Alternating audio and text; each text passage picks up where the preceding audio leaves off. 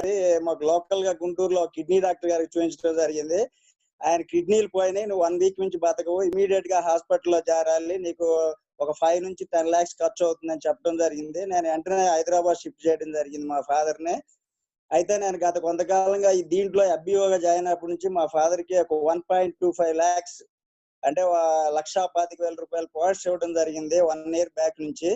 నాకు ఆ కాన్ఫిడెన్స్ ఉంది. నేను ట్రైన్కి పోయి మా ఫాదర్ ని తీసుకొచ్చి హాస్పిటల్ అడ్మిట్ చేసి ఇక్కడ అన్ని టెస్టులు చేయడం జరిగింది.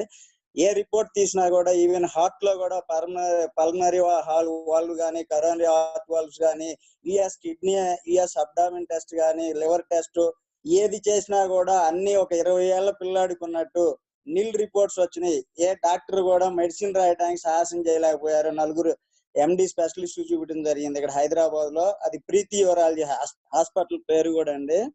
కానీ తర్వాత ఆయనకి షుగర్ కొంచెం ఉందండి. ఈ షుగర్